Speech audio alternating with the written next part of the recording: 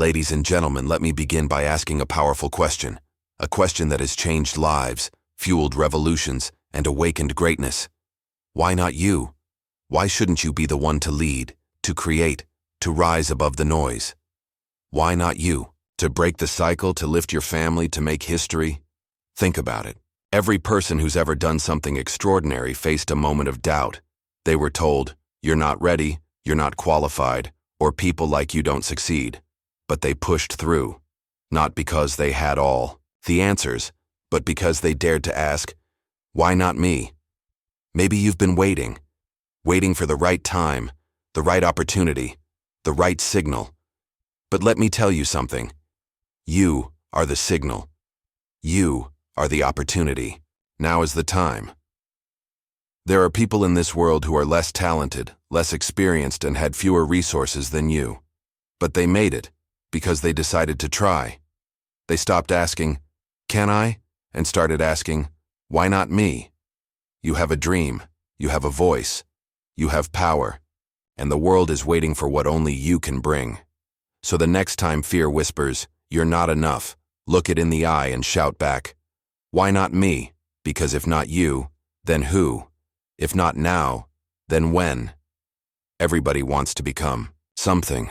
Everybody hopes to rise above average, to live a life that means something, to do work that leaves a mark. And yet, many hold back not because they lack talent or effort, but because they believe others were born with something special, some secret gift they never received. It's the illusion that greatness belongs to those who started with more, who had connections, support, money, or luck. But every person who ever did something remarkable started somewhere uncertain, somewhere small, somewhere full of doubt. The difference wasn't where they began, but that they began at all.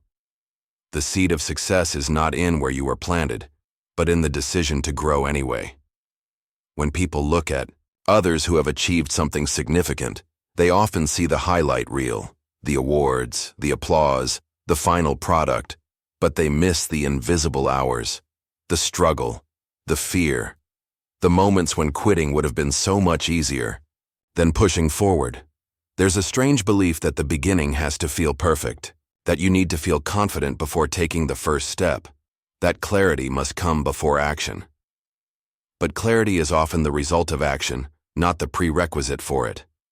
The first steps are usually clumsy. The first attempt rarely looks like the final version. And that's not failure. That's how everything worth doing actually begins. There is no artist whose first painting was a masterpiece. There is no speaker who wasn't terrified before stepping on a stage for the first time. There is no builder who never broke a board or bent a nail. Beginning is not about being ready. It's about being willing. People wait too long for permission. Permission from the world, from friends, from family, from someone to say, "Yes, you're good enough to start." But the truth is, no one's coming, and no one needs to. The only permission required is the one you give yourself. The courage. To begin doesn't show up all at once. It shows up in small decisions. The decision to try, to show up, to keep going when you're not sure if it's working. The moment you begin, you've already separated yourself from the majority. Most never start. They prepare. They plan. They wait for a moment that never comes. Starting small is not a weakness. It's wisdom. Small steps build momentum, and momentum builds confidence. Confidence then fuels growth. That's the cycle. You don't wake up one day and feel suddenly qualified. You earn that feeling over time, by starting, by stumbling, by learning on the go. And each misstep becomes part of your foundation. People who succeed aren't necessarily the most gifted. They're the ones who kept going when it would have been easier to stop. It's important to realize that the gap between you and the person you admire isn't as wide as you think. What separates most people isn't talent, it's action. Doing the thing over and over long after the novelty wears off. The uncomfortable truth is, your heroes weren't ready either. They just got tired of waiting for the perfect conditions. And once they began, they discovered they were capable of more than they imagined. But that only happened after they were willing to begin without knowing where it would lead. Everyone starts with fear. Everyone starts with doubt. The difference is, some people let those emotions dictate their choices, and others learn to walk with them. Fear doesn't disappear. It just loses its grip when you stop obeying it. Action is the only thing that softens fear's voice. The more you do, the more you realize fear is often an exaggerator, not a prophet. It tells stories that never come true. It paints pictures of failure that never happen. But you'll only learn that once you take the first few steps, trembling or not. The idea that obstacles are bad is one of the most limiting beliefs in personal growth. Challenges are often misread as signs that you're not supposed to be on this path, as if struggle means stop. But struggle is the price of transformation. There is no progress without resistance. Just like muscles grow through tension and resistance, so does character, skill, and vision. Every great story has conflict, and yours will too. The question is whether you'll see the obstacle as a wall or as a doorway. Some of the best breakthroughs come dressed as setbacks. What you see as a dead end might simply be a detour that leads to better alignment, stronger clarity, or deeper grit. Difficulty introduces you to parts of yourself you didn't know existed. You learn resourcefulness when plans fall apart.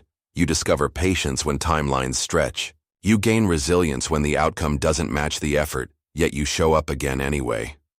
Most people want growth without discomfort, but the two are inseparable. Obstacles stretch your limits. They teach you what you're made of. And sometimes, the purpose of the problem isn't to stop you, it's to prepare you, to refine your character, to help you outgrow your excuses, to bring forward the version of you that the easy path never could. The obstacle forces a choice.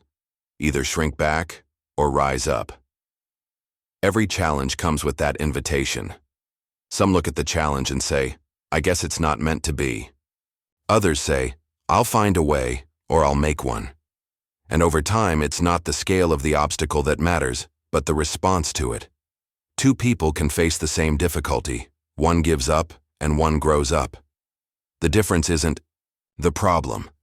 It's the mindset behind it. When things get hard, it's tempting to think you're alone in the struggle. But you're not. Everyone who's ever tried to build something meaningful has felt discouraged. Everyone has failed. Everyone has faced critics, doubters, and delays. What matters isn't whether those things happen. They will. What matters is whether you allow them to define you, or whether you decide that what's ahead is worth pushing through. Sometimes the obstacle is self-doubt. Sometimes it's lack of support. Sometimes it's unexpected failure. But in each case, the obstacle has a hidden gift, the chance to learn, to adapt, to grow. Pain sharpens focus. Disappointment deepens hunger. Resistance reveals how bad you want it. And once you've faced a few of those trials, you begin to understand that obstacles aren't there to destroy you. They're there to shape you. Nothing worth building will ever come without moments of challenge. But in each moment, you get to ask, is this the end, or is this the beginning of a new level of growth? Is this the reason to stop, or the reason to dig deeper? Obstacles test your commitment, your discipline, your faith in the vision.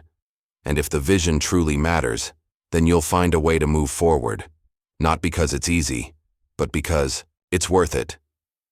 Starting from uncertainty, facing resistance. These aren't signs that something is wrong. They are signs that you are exactly where you need to be.